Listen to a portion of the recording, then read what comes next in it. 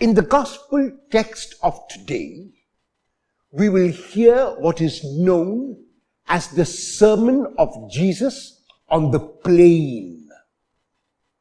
After choosing his disciples, Jesus comes and stands at a level place and from there proclaims the sermon. He begins with what are termed as beatitudes or blessings. And there are 4 blessings on 4 kinds of people that Jesus pronounces.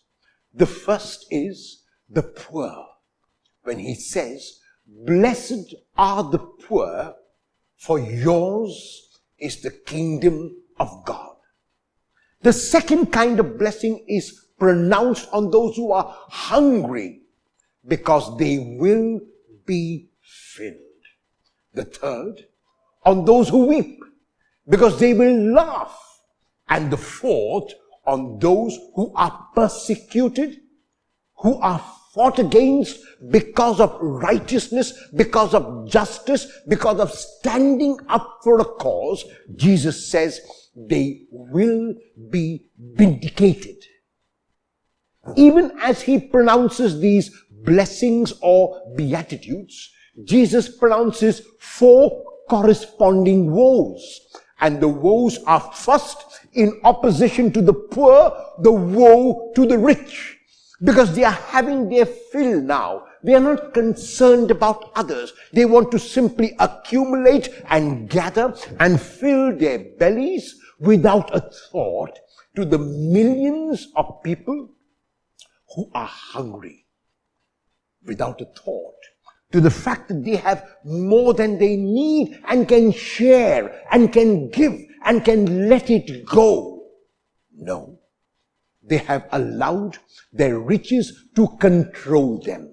They have allowed their riches to possess them. It is not they now who possess things, but things which possess them. Jesus pronounces the second woe on those who have their fill now, because their stomachs are full, their bellies are full, and the reason why their bellies are full and overfull is because they would not spare a thought for the hungry man or woman. They would not spare a thought for those who did not have even the basics of life, like 1 square meal a day.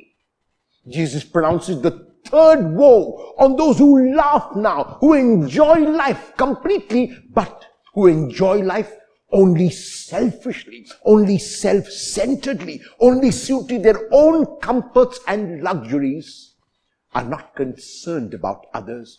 They laugh now, but they will weep. And the final woe is pronounced on those about whom people speak well. Unfortunately, in today's world, the externals determine so much of how a person is thought of and spoken of.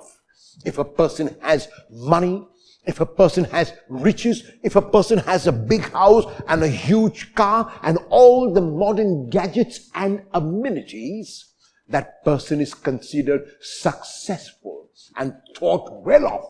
That person can be considered successful and thought well of only if that person reaches out to the less fortunate. If that person reaches out to those who have nothing. If that person reaches out selflessly and gives even a little of what he or she has. So the blessings are pronounced on the poor, on the hungry, on the weak, and of those who fight for justice, who fight for the right, who are willing to stand up for a cause, and the woes on those who are rich but unconcerned about others, on those who have their fill now without sparing a thought for the hungry, on those who are laughing because they are living selfishly, and on those who are successful in the eyes of the world, but not in the eyes of God. How many of the woes apply to you? And what will you do about them today?